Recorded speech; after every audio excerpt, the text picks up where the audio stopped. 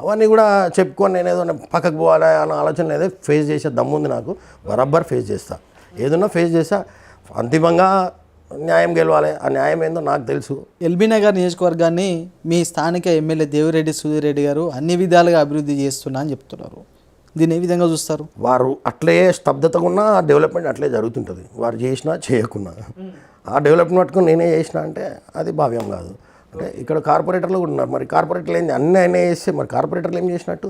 GHMC నిధులతో మేము చేస్తే మేము చేసినామంటారు. జిహెచ్ఎంసీ నిధులు వేరు, ఆయన ఎమ్మెల్యే నిధులతో ఏం చేసినాం అది చెప్పాలి. కార్పొరేటర్ నిధులతో వాళ్ళు ప్రభుత్వంలో ఉన్న 3 సంవత్సరాలు, మేము కార్పొరేటర్లో 3 సంవత్సరాలు కూడా ఏ నిధులు వచ్చినా మా జిహెచ్ఎంసీ నిధులు మేము పోరాడతాం, మేము రోడ్డు మీద కొట్లాడతాం, మేము కౌన్సిల్లో కొట్లాడతాం, పబ్లిక్ దగ్గర పోతాం. ఈ రోడ్ కావాలి, ఈ డ్రైనేజ్ కావాలని మేము పబ్లిక్తో అర్జీలు తీసుకొని మేము వెళ్ళి అధికారుల చుట్టూ తీసుకొని వచ్చి మేము ఇనాగరేషన్లు వేసుకుందామంటే ఆ ఇనాగరేషన్ కానియరు.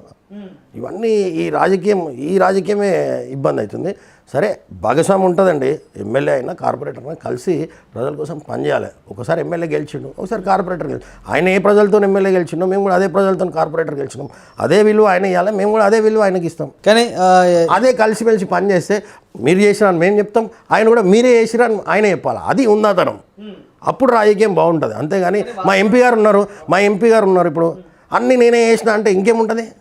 ఇప్పుడు నిజంగా వాస్తవంగా ఒకటే కౌన్సిల్లో కూర్చొని మాట్లాడితే ఈటల రాజేందర్ గారు 2 కౌన్సిల్లోకి వచ్చింది జిహెచ్ఎంసీలో, మీరు ఎందుకు వస్తారని అడిగినా లేదు నేను వస్తా అని చెప్పి ఒకటే 2 కౌన్సిల్లో మాట్లాడితే సుమారు 400 కోట్ల నిధులు మొత్తం అందరు కార్పొరేటర్లకు నిధులు, కాంగ్రెస్ లేదు, బీఆర్ఎస్ లేదు, బీజేపీ లేదు, అందరికీ నిధులు మంజూరైనాయి.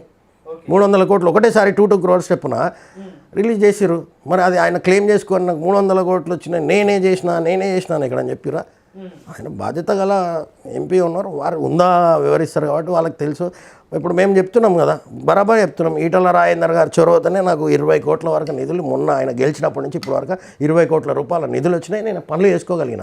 అంతకుముందు ఇబ్బంది అయింది, బీఆర్ఎస్ ఉన్న రోజులు నాకు ఇబ్బంది ఉంది.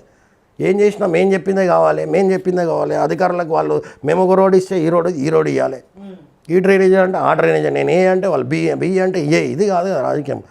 అంతిమంగా ప్రజలు సఫర్ అవుతారు, అధికారులు కూడా సఫర్ అవుతారు ఒత్తిడితోని, రాజకీయ ఒత్తిడితోని.